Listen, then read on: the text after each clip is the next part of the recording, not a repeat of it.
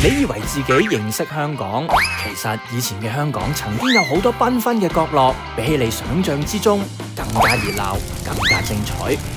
所以嚟緊呢幾集，我小馬哥會帶你穿梭時光，發掘你未必知道嘅香港趣味歷史。第一集我哋就由灣仔出發，睇下春園街嘅昔日繁華，揭開大 number 之謎，探索灣仔點解有小東京稱號。大佛口呢個朵嘅由來，仲有美國水兵哥嘅秘密遊樂場，同埋灣仔必食嘅新景園豬扒。一個字，正。如果你哋準備好，就等我帶大家一齊踏上灣仔嘅歷史冒險啦！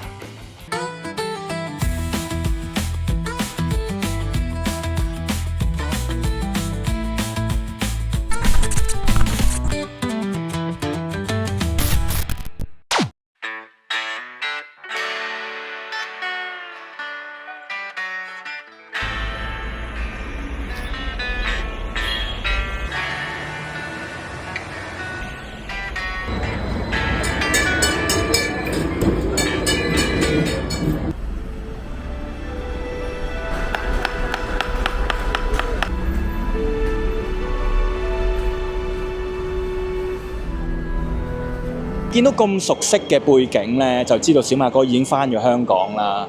嗱，咁啊，其實呢，我自己呢就好掛住香港嘅，咁所以呢，嚟緊呢幾集呢，都會介紹香港嘅歷史同埋食好西。嗱，而第一站呢，就係梗係我熟悉嘅灣仔區。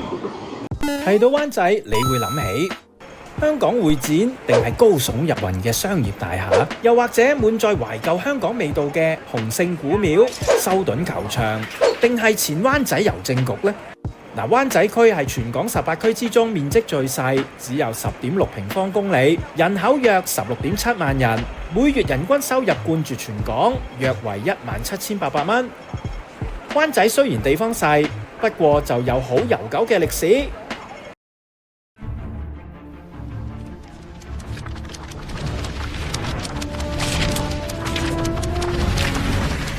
1841年清朝割讓香港島統治權俾英國之前，寶安縣香爐峰灣仔一帶已經有人居住，當中主要為漁民。直到英國政府喺香港建立殖民地之後，灣仔係華人主要嘅聚居地，亦都係香港最早發展嘅地區之一。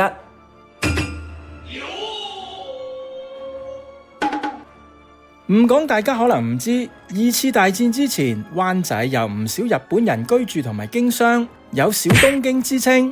日本明治維新時期，正值當時日本經濟不景氣，所以就以輸出外勞去爭取外匯收入，而當中包括輸出姐姐仔。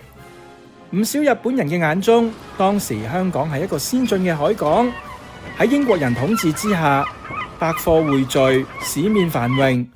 姐姐仔嘅主要對象係洋人水手，佢哋最初聚居喺結志街、擺花街一帶，後嚟東移至灣仔，一眾日本人亦都隨之遷居，佢哋主要聚居喺大佛口至春園街一帶。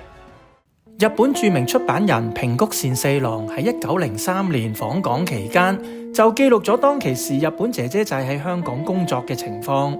飯後喺朋友 Molly San 嘅陪同下到訪灣仔，我哋走入一間貌似大工廠嘅建築物2樓，經過內灣曲嘅通道，見到平排10間細房，每間房都有1至2名日本婦人，有啲着浴袍，亦有着護士服飾嘅，髮型由捲髮帶左右2個髻，束成牛屎狀嘅，仲有其他奇形怪狀，個個都搽到冬瓜蓉咁白。佢哋手執團扇，向過路嘅人搭訕，招引佢哋入去休息。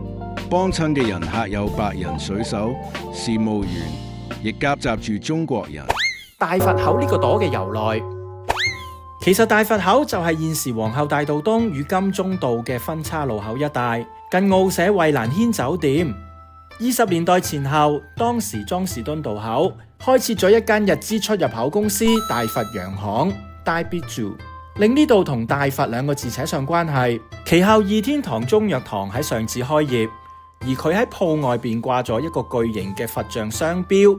由於招牌相當搶眼，所以唔少人認為大佛口個名係咁樣得嚟嘅。但係後嚟二天堂藥廠嘅家族發言人韋基信喺報章提及，大佛口嘅由來係戰前嘅東洋佛，而並非戰後嘅二天堂佛乜，所以大佛洋行先至係大佛口呢個名嘅真正出處。尖沙咀嘅大富豪咧就重新營業啦，咁仲請嚟咧蒼井空老師咧做剪彩嘉賓，令到好多男士咧回想起當時嘅黃金歲月啦嚇。但係如果要講舊香港嘅黃色架步始祖，大家可能會諗咧係西環嘅石塘咀啦。咁啊，但係其實係錯晒啊！就喺呢一度春園街。開埠初期，春園里即係而家嘅春園街，係富裕嘅外國人聚居地。春園原本嘅英文意思係指花園裏面有泉水。春園呢個名起源於寶順洋行東主顛地喺呢度起咗春園別墅，佢嘅範圍由灣仔道伸延至大王東街。別墅裏面有一個湖，湖上邊有舢板公用，佢嘅泉水就係由石水渠街引入。喺1848年，第三任港督潘咸抵港，由於佢官邸未起好，亦都短暫住過喺春園別墅。相比起當其時貧窮華人聚居嘅石水渠街，住喺春園里嘅洋人生活，反映咗當時灣仔貧富懸殊、華洋雜處嘅特色。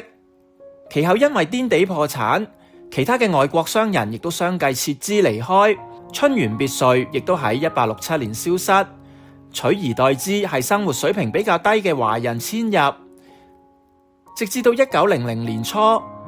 因為該區有較多嘅外國單身男子居住，亦都有唔少嘅外國商船停泊，所以春園里同埋舢板街出現咗大量為洋人而設嘅華洋共處嘅記仔。為咗令客人容易識別，佢哋會喺門前掛住大數字牌，所以就被稱為大 number 記仔啦。灣仔新景園好多人都讚好食。就連喺曼徹斯特開分店，填詞人 Wyman 都要專登坐4粒鐘車由倫敦去朝聖啊！難得我嚟到灣仔，當然要幫襯兼打下卡，睇下同之前相比有冇走樣先。終於嚟到新景園門口，啱啱到咧已經要排到咁多人啦嚇！我哋而家大概係12點半多少少啦，佢開11點半，我哋就遲咗少少嘅，咁但係已經要排隊啦。咁啊，但係食好嘢都要入去啦，好熱啊！新景園啲豬扒好食就唔使多講，估唔到啲份量 keep 住咁大碟。你睇呢位阿姐就醒啦，佢話每次嚟到都要打包一半拎返屋企做晚餐，今次都唔例外啊！哇！真係成碟都係俾佢嗰啲豬扒咧覆蓋咗啊，好勁啊！哇，超級勁啊！唔客氣啦喂，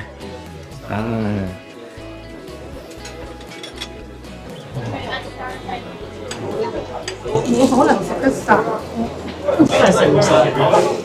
兩個人都唔知食唔晒，係啊，好勁啊！即係值回票價嘅嚇，98蚊。係最主要佢都好食。試下先。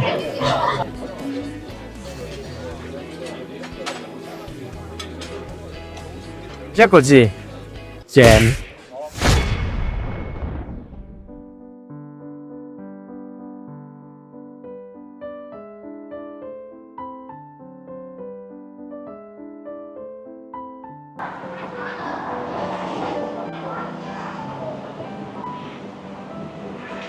嗱，19世紀末，莊士敦道對出咧都係海嚟嘅。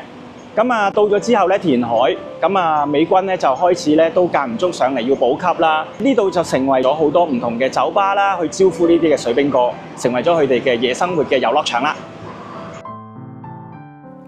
1930年，英國政府喺告士打道建立咗海員俱樂部 China Fleet Club， 目的係俾各國嘅海軍消遣。而附近嘅洛克道就成為咗水兵出沒嘅地方，帶動咗酒吧生意興旺。到咗第二次世界大戰之後，第一代分域碼頭亦喺1953年喺告士打道建成，喺美國同埋其他國家軍艦訪港嘅時候，負責接待水兵登陸同埋離開香港。洛克道一帶進一步有更加多嘅酒吧出現，吸引咗外國嘅水兵嚟玩個夠。由於呢一帶先後係日軍同埋美軍尋歡嘅地方，所以慢慢發展成為有西方同埋日式酒吧嘅紅燈區。喺60年代，西片《蘇斯旺的世界》亦都曾經喺灣仔呢一帶取景。電影情節係講美籍華裔女演員關南斯飾演嘅灣仔酒吧女郎愛上英國記者嘅愛情故事。2019年，中國暫停審批美國軍艦喺香港休整嘅申請，從此呢一帶嘅黃金時代亦一去不復返。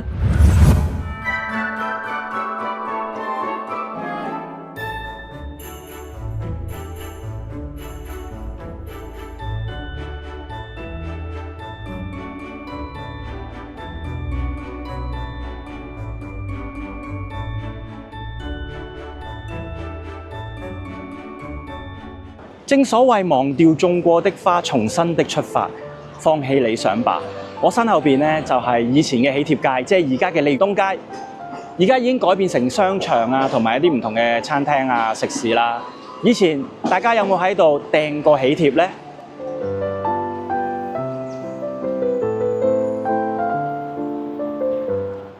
雖然喜帖街喺2010年隨住政府重新發展，一間又一間專門印刷喜帖嘅鋪頭已經消失，但係其實地圖上根本冇喜帖街，只係呢一條近200米嘅小街，兩旁開滿咗印刷喜帖嘅小店，久而久之先至俾街坊叫做喜帖街。而呢條街正名係利東街，喺1918年，利氏家族以利希慎夫人嘅名義買咗呢條街嘅業權，之後先至叫做利東街。最開初利東街係一條裁縫街，專門為當時嘅謝斐道同埋譚臣道嘅芭蕾做旗袍，但隨住紅燈區消失，裁縫店減少，先至被小型嘅印刷廠取代。60年代，當時政府對印刷業規管好嚴，怕佢哋會印刷鈔票同埋非法物品，為咗易啲管理，所以都集中喺利東街一帶，成為咗印刷街。直到70年代，再變身成為喜帖街，直到2015年。呢條街已經成為咗集合商住潮流一身嘅新式街道。大熱天時30幾度，香港咁樣拍片呢，講真呢，其實熱好熱㗎。你睇下我件衫已經濕飄晒嘅，啊幾勁！不過為咗觀眾呢，辛苦啲都抵嘅，繼續拍啦，仲有好多區啊，有排拍啊！下一集我會帶大家去銅鑼灣睇下以前日資百貨公司嘅黃金歲月，同集仲會走入快活谷睇下昔日天蒙光由山光道拉神馬去馬場嘅奇景，我仲會踩入哥哥張國榮同糖糖拍拖嘅私竇，同埋帶大家去一間連容祖兒、佘詩曼都成日去幫襯嘅越南餐廳。總之好繽紛啊！約定你下集見。